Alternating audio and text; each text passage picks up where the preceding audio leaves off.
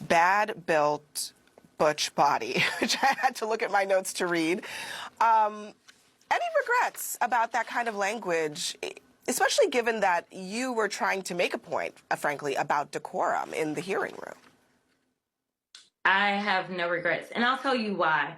Because Marjorie Taylor Greene is the type of person that if you give her an inch, she'll take a mile. And the fact that they continue to allow her to break the rules of decorum over and over and over, whether it's the State of the Union that the president is delivering and she's wearing a MAGA hat or otherwise, the reason that she didn't have committee assignments before was because she did not know how to conduct herself as a member of Congress. And so if I just sit there and say, oh, well, Marjorie said it about me, what's to stop her to continue to do it again and again? And at the end of the day, I was elected as a representative of Congress, but that doesn't mean that I'm supposed to be somebody's doormat.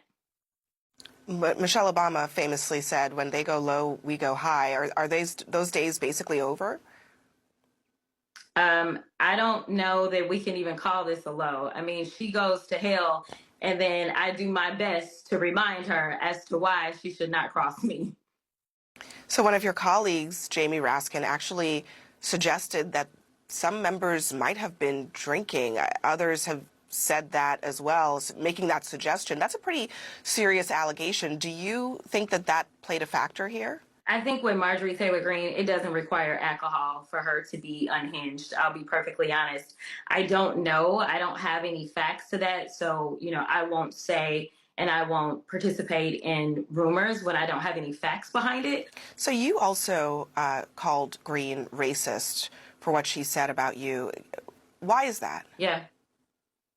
Because as I've received so many amazing compliments from MAGA America throughout my time in Congress, a lot of times when I would go viral, instead of them trying to address the things that I laid out in a very factual way, what they would try to do is say, oh, look at her hair, or look at her nails, or look at her lashes.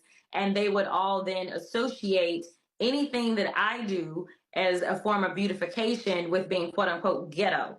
And so to me, she was just basically repeating the nonsense that MAGA world is constantly putting out there, because I am not the only woman in Congress that wears lashes.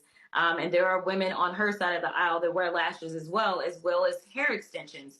But she's never felt like that was a dig that she needed to take at anyone, except for me, a Black woman who sits on the committee. And then, of course, she went after AOC and called her unintelligent, a brown woman that sits on